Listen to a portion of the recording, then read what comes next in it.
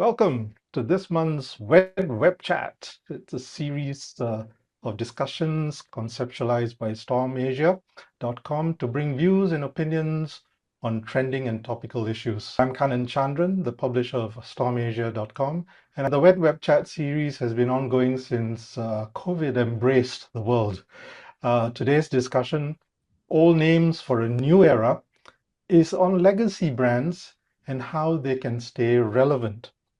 Now, legacy brands are all names that still carry meaning, still carry weight, have gravitas. There is trust in them.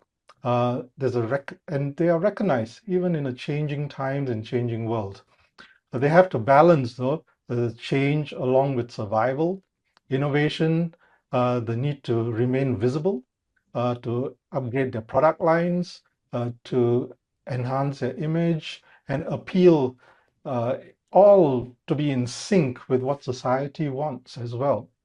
So you would be familiar with brands such as Tiger Balm, which was launched in 1870s, Coca-Cola in 1886, Heinz 1869, Ford 1903, BMW 1916, and Kwong Cheong Thye 1892.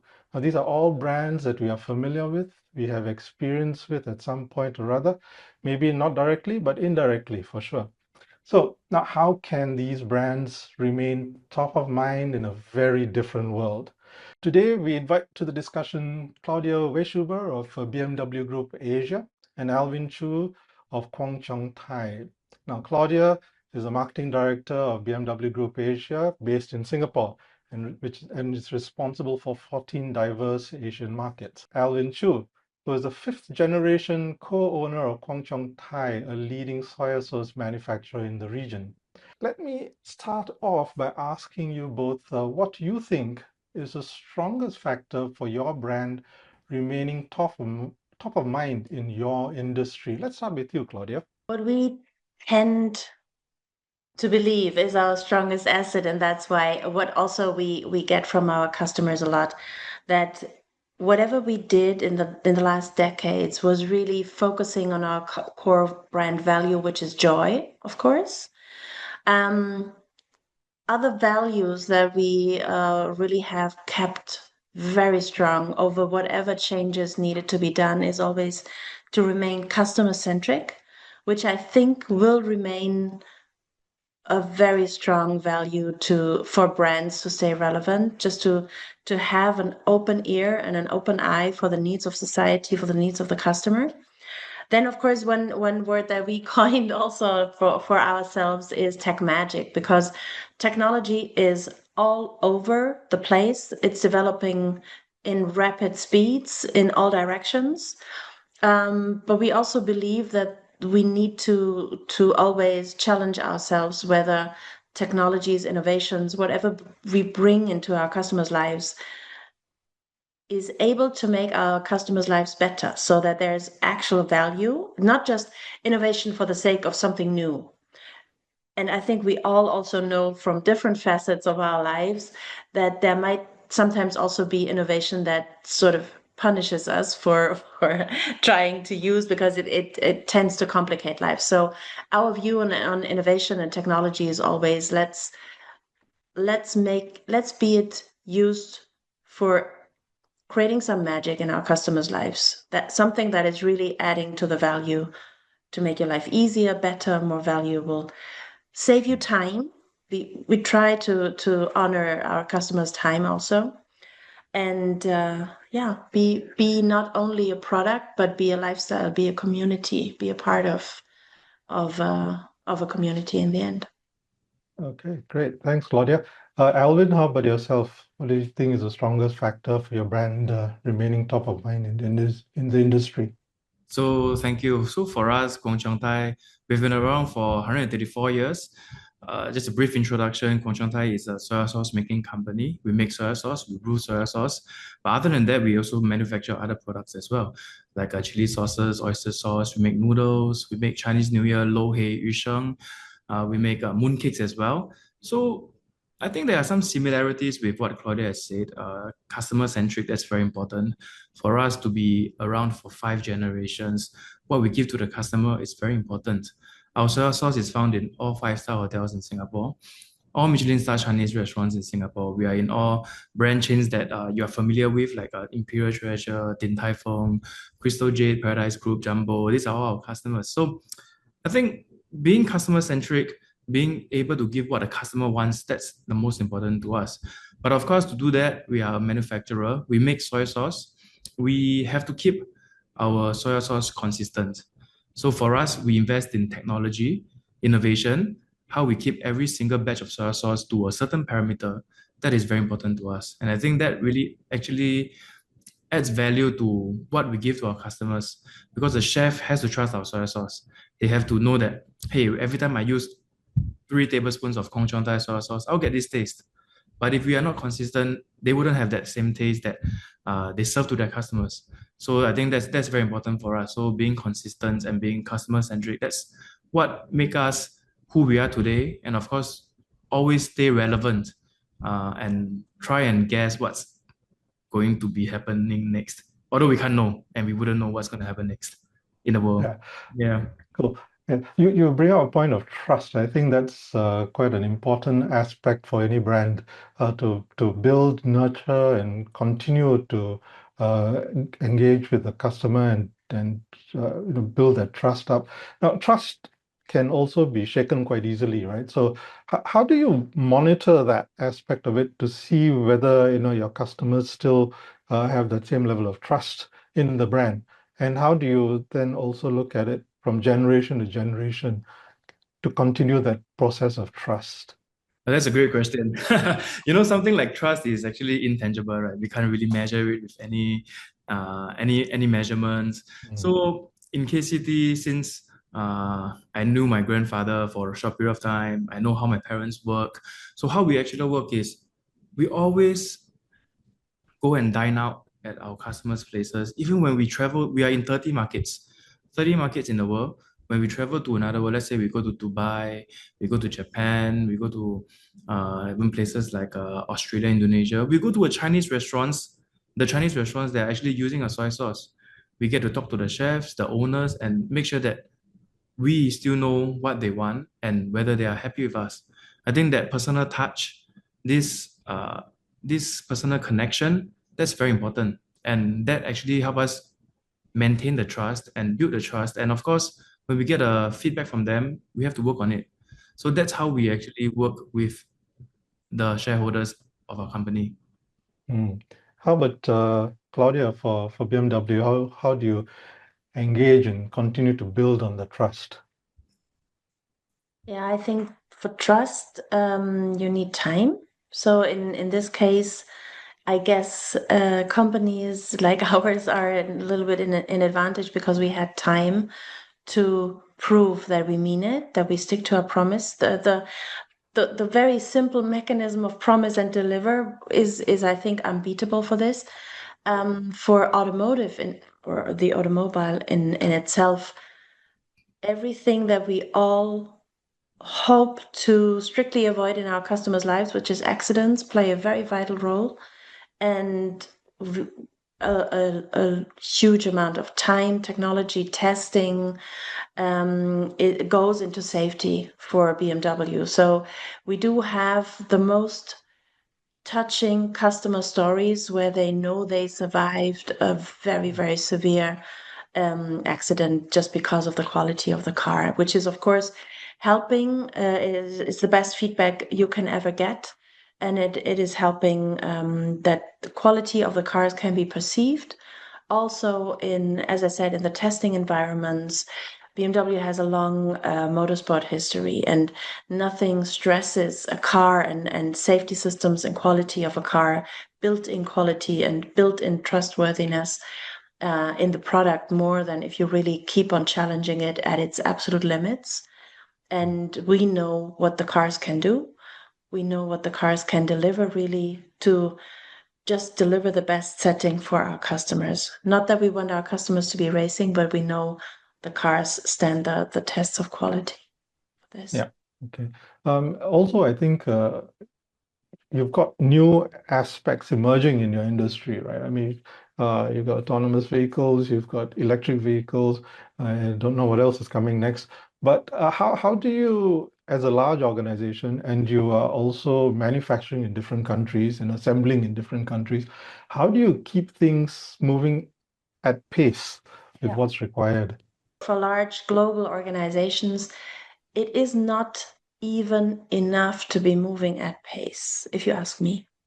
So for us and for those brands who have been sticking around for over 100 years, it needs to be the case, and in our case, it is the case that we have been innovating the industry numerous times. So you bring up electric vehicles. What is your guess? When did BMW present the first fully electric vehicle to the market? I think there was some tests quite early on, right? And Was that the iPad? 1972.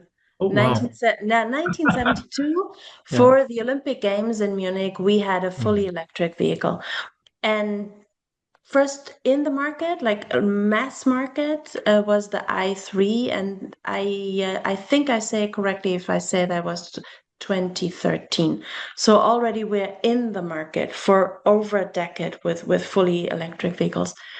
So that was before Tesla. That was before all the others went into broad production and broad mass marketing, let's say. And I think that is the answer in a way, or also maybe the secret. Brands that nowadays are around, and that's surely the same also for you, Alvin. Brands that are around for over 100 years have proven that they were the first to market, that they were the first to innovate over and over and over again. If not, we would not be sticking around. And with the same mindset and also with the same set of talent and skills, I hope I can say, at least I, as a person, I have my deepest respects for the 9,000 engineers we have sitting in Munich. Because what comes from there, the pace of innovation also that we bring to the industry, is also, in my little world, is remarkable. So I take quite some pride as a person also to be part of a gang that goes the extra mile over and over again, that brings new ideas, that brings new interfaces, that brings new safety features, that brings new battery generations, that brings all of these new impulses to the industry that then just accelerate. It's not, then we don't really see it as a topic of, and then someone else copies it, but it just accelerates what we as an industry have to offer and how we can make lives better, easier. So you're taking a leading position in this, as in you go out there, see what works, build it, and then see how it fits in. We have proven that we did that, yes, for decades. Yeah. Yeah. So Alvin, in your case, it's all manufactured in Singapore, or do you manufacture elsewhere as well? Yeah, right now we are actually manufacturing everything in Singapore. We also just set up a second factory in Singapore purely for soy sauce making. So we'll be running two factories in Singapore. So we still believe that right now when we do a lot of exports, the brand name from Singapore and manufacturing in Singapore, it still gives a certain food safety standard and trust from consumers and customers all over the world. So now we are still doing that. Maybe we can expand even more. Hopefully, we can do more and set up more factories in the world. And your product is halal, right? So it can be, and you've gone into the West Asian market in a large way as well, right? Yes, we are halal certified. So we're in Indonesia. We were doing quite well in Dubai until the war. It affects the business in the Middle East because we are in UAE, we are in Saudi Arabia as well. So there are some, everything changes, right? So we were saying, you wouldn't know what's going to happen next day. So these are things that our business has to be wary about, something that we have to consider because it does take a hit on our sales as well. Yes. These are challenging times, right? For sure. And with so many routes, logistics routes being cut off and so many threats being made around all over the place, it is difficult to conduct business as usual. Is there an approach that you take? We always look at how how things are working, right? We are focused on export as well. One of our largest markets is China, and I think we are looking at China maybe being able to enter the Middle East through land instead of going through the straits and going by shipping container. So that's something that we are looking at as well. If any of our customers from China can ship into Dubai for us, these are the things that arises. And of course, we can. There's a supply and demand issue for us. The Chinese market and some other markets, they actually need more soy sauce from us. So we actually are pivoting the production capabilities to the other markets as well. So I think that's something that we are trying to do right now. I mean, the span of time is very short, to do all these changes and set up all the orders. Yeah. How do you think the generations are viewing your product? I mean, I think your parents' generation would have grown up with soy sauce. Subsequent generations have to.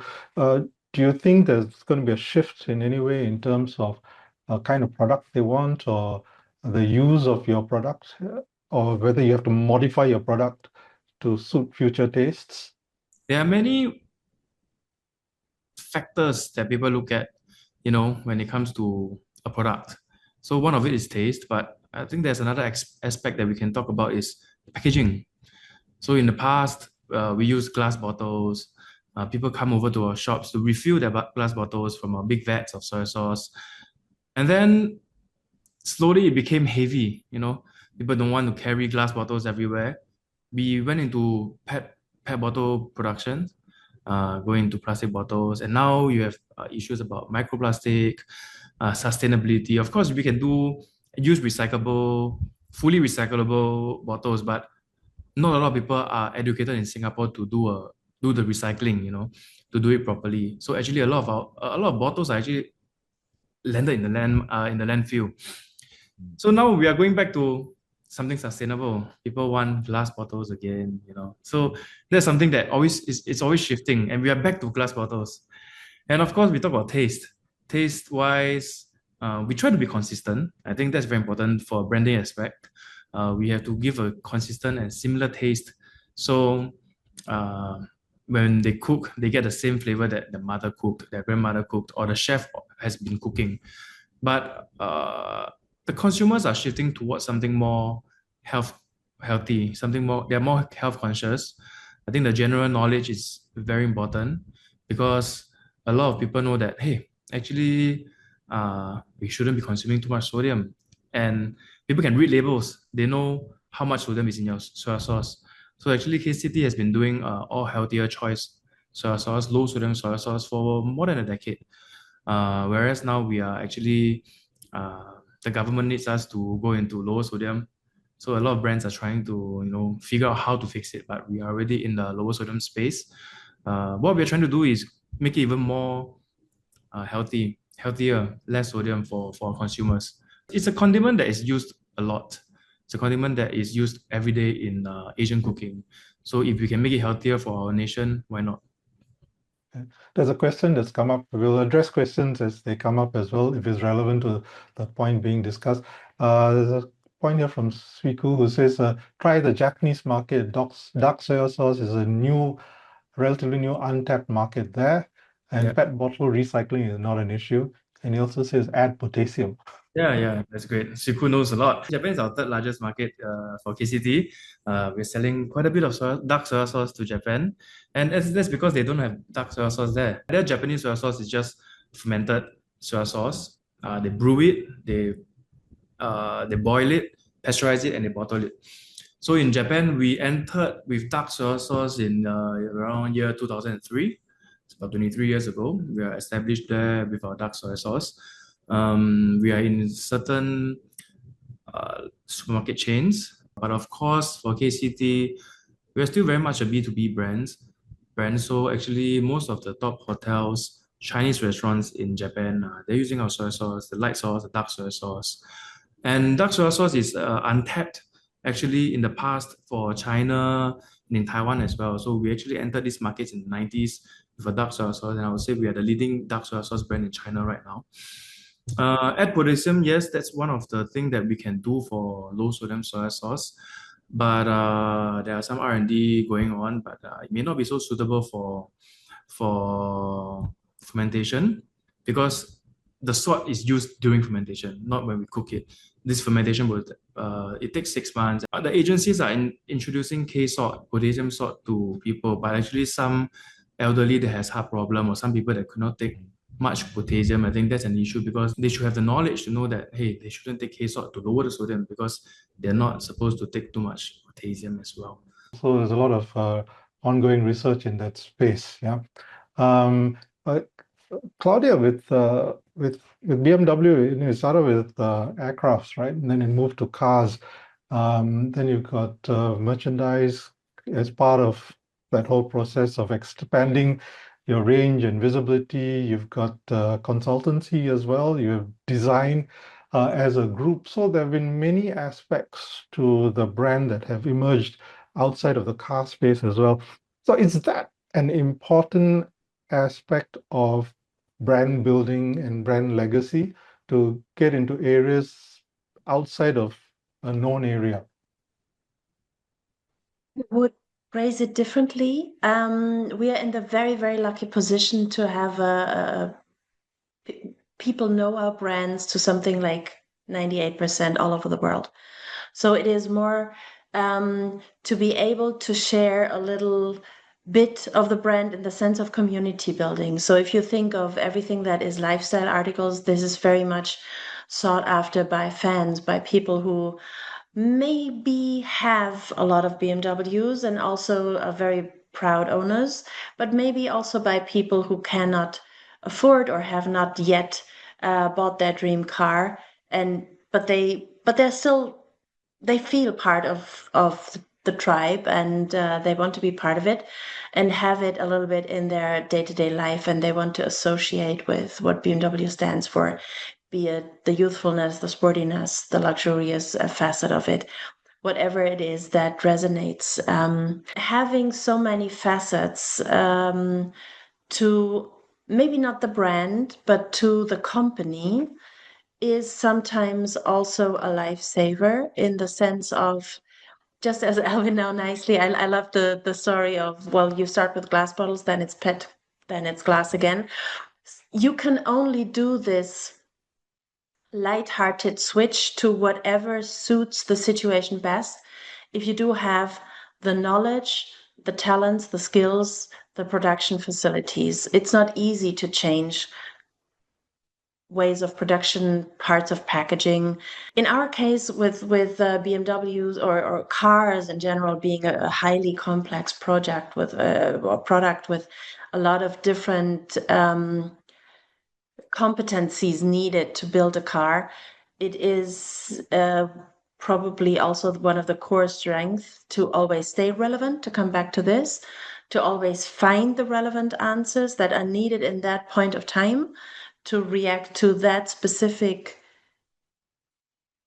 change that the world forces on you, is to have all these talents, all these facets, all these different areas working together closely so that from so many sides in this technology openness that we stand for, solutions can come about, and we can deliver the something that not only mitigates the risk, because also if you stay in a state of mitigating risks, you will not grow over 100 years old.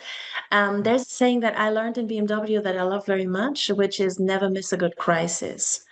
So whatever comes your way, use it as a teacher to emerge, to come out on the other side better than you went into the crisis. Because good times will not tell you where you can improve. Never.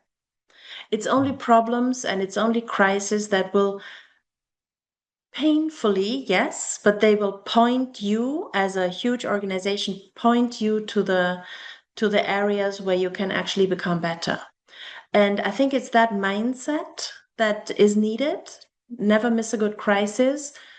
See every problem as a teacher that just keeps you, as I said, not only in mitigating crisis, but really surfing the wave to the advantage. Yeah. Another area, I mean, a crisis for one thing, it also results in M&As taking place, right? Mergers and acquisitions. I mean, we're looking at Tiger beer, Singapore brand acquired, and then now may not even be manufactured in Singapore. So, the brand continues, but maybe a lot of the legacy is lost when something like that takes place. Uh, in BMW's case, you've acquired brands as well. You've got Mini, you've got Rolls-Royce. How does that go towards building legacy for the brand and for the future generations? Yeah, I think the three brands that we have in the BMW Group are steered and led and developed in the same way. So we, in all brands, strive to be the top of the segment that the respective brand is in. It is the same relentless pursuit for quality, for an emotion that we stand for in all three brands. And in all brands, we have a very, very strong drive brought to us, back to us through our communities. If you think of the Mini community, if you think of Rolls-Royce Whispers, if you think of everything that happens around BMW in motorsports and golf and everything we stand for. So a brand is not a one-directional enterprise. It's not that we create the products and we push it out. It's not that we create the experiences and we push it out. A brand is a dialogue constantly, day to day. And this dialogue is successful and carries and is strong and carries over the centuries, literally.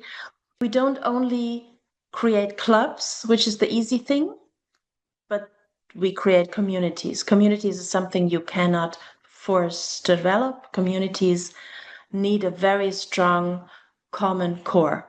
And I think that all these brands have their very strong communities that are by far the most passionate you can imagine in all facets. Just goes to show that we managed for all our brands to have the same strong spark, the same set of values that we stand for, and that we stand for this relationship and for the dialogue that we keep up day to day. So is scaling of that nature an important aspect of building legacy?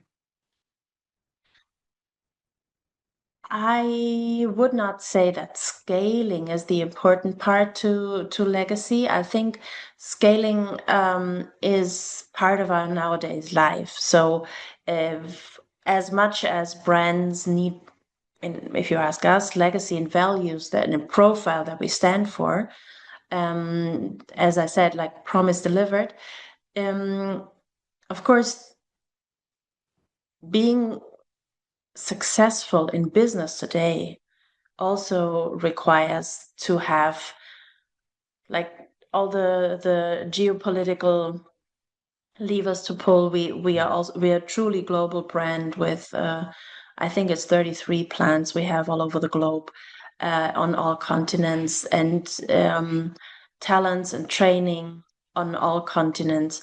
But you're in every country almost? I would say available quite much in every country, most likely. But we do not have a proper NSC set up in every country. We do have importer partners, we have infrastructure, so quite global, I would say. Quite global, yes.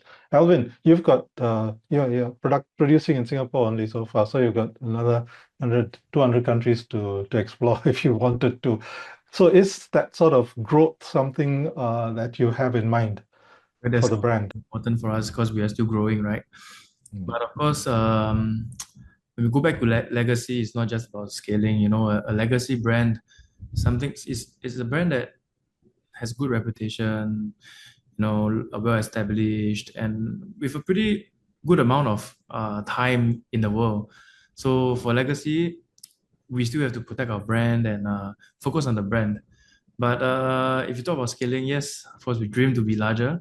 We dream to be in more countries. That's something that we are working on as well. So we've been growing quite a bit in the past 2 decades. For brands that are in more than one market, you've got to deal with the cultural aspects, right? How do you make yourself relevant to the different markets that you're in without losing your brand values and integrity? Do you have a strategy for that? For us, I think being able to adapt for the customers, I think that's very important because we talk about being customer centric. So I think I've shared with you before as well, when we go to other markets, we adjust the taste of our soy sauce, of our sauces, oyster sauce, to what the country and what the distributor wants. To places like Philippines, India, our customers want something sweeter and saltier. We do that for them. Being able to adapt help us secure the customers in the country. And of course, we try to sell and make more generic and adaptable products for these markets. We can't ask everyone to eat chili crab or laksa or chicken rice every day. I think that's impossible, and you won't grow as much because that's something that the Singaporeans will eat, and maybe the Singaporeans there will buy the products. So we adapt to the markets. We give them what they want, and we're highly adaptable. We are the manufacturers ourselves, so that's what we do for our customers all over the world. And Claudia, for BMW, retaining the cultural sensitivities with the product, how do you go about doing that? Um, I would say there is a very strict and non-negotiable way a BMW has to feel, and how driving a BMW has to feel, what the quality needs to be and what the safety level needs to be. Other than that, there's a high flexibility from left-hand drive, right-hand drive, long wheelbase, short wheelbase. And yes, just as Alvin just now said, whatever culturally is needed, you will find in the markets that BMW has gone a step in that direction, with the whole Eastern world more going into the long wheelbase direction, whereas the Western world more, in general, might lean more to the sportiness and the harder, more agile cars. I heard this before that China is the only market where you have a 3 Series long wheelbase. Yes, it was developed for China because they were the first to come up with the need for it. But there's more long wheelbase markets. You can have specific models also in India. Okay. Yeah. So that arose out of feedback from the customer, I guess. Yes, And that's market part of the feedback, legacy yes. process, right? Yes, it boils down to being in close contact with your fans, with your customers, listening and having a strong common set of values between our customer base and the brand, I think. Mm. Okay. There's a question here from Jerry asking about the importance of awards and accolades. How much weight do you place in winning these awards and these accolades, and how much do you think they contribute towards the legacy and the gravitas of the brand? Claudia?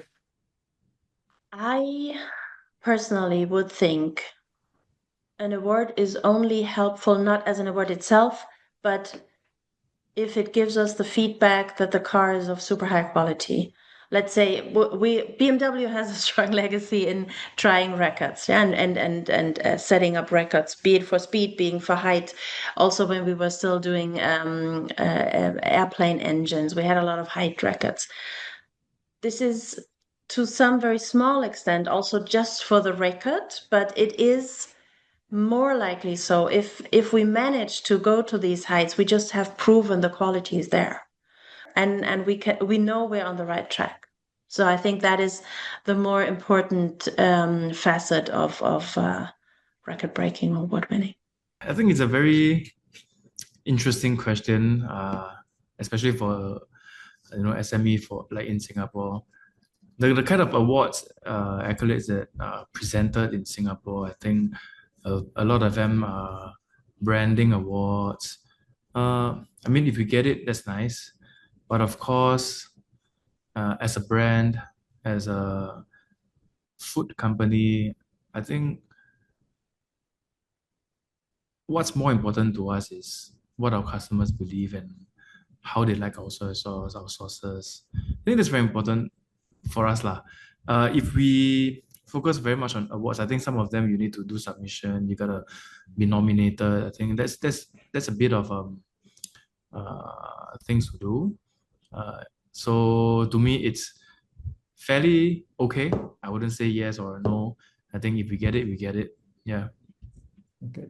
You wouldn't go out of your way to go get one, right? You won't buy an award. A lot of those out there as well. But in today's context, so you need to continue the discussion about your brand with younger generation of potential buyers, right? Do you need to adapt your story to fit whatever it is this next generation of potential buyers wants to hear, hopes to hear, and may also want out of your brand? We portray ourselves and we pride ourselves as a professional brand, a brand used by the top chefs. And to consumers and consumers, that's how we are sharing with them and how we are marketing to them as well. To the next generations of chefs, we are still doing a lot of trade marketing. We are always working with chef associations. We are working with many of the current chefs. And when they have new chefs coming in to help them, when they are learning, they still want to, they still learn from our soy sauce. So I hope it continues this way and to continue the trust with the chefs in the world. I think it's a generational thing as well. Chefs, master chefs pass on to the disciples, the smaller chefs. And so we always have a good connection with all of them. I think that's what's key for us. Okay. Claudia, how about you? Do you find you need to address younger generations, newer generations differently with the brand? For us, it's for 2026, very, very obvious. We have just launched the totally new era of the Neue Klasse, which is for us how we constantly address new generations by doing it again and again and again, bringing new benchmarks to the industry, like for the Neue Klasse with the Gen 6 for our battery technology, with new ranges in how far you can get with electric mobility. And I think the new generation, just as a little bit every generation before, will always be interested in facts. And yes, storytelling, because you mentioned it, of course, what we stand for keeps being crucial and important, but specifically because we stand for innovating again and again and again. So our legacy story is the story of progress. And in that sense, we have no issues with the new generations. We are very happy to welcome all the new generations in the Neue Klasse and the new models that are coming. Massive product launch wave coming from 2026 onward globally. And we are very excited to present that to the world because we have really a lot of new benchmarks for automotive industry in our pockets. Okay, great. Claudia and Alvin, thanks for all of those comments and personal perspectives and professional perspectives as well of the brand and the legacy that you bring forth. I think one of the key things here is that you've still got to always remain relevant in the first place to what your audience and your market wants, and you have to innovate as you go along as well. Staying consumer-centric, I suppose, is key in any of this sort of industries that you're in. And what you said, brand being a dialogue, that's also, I think, quite important in the process, right? Because at the end of the day, if your customer feels that they are being heard, that you are helping them be part of the journey as well, they will value you a lot more.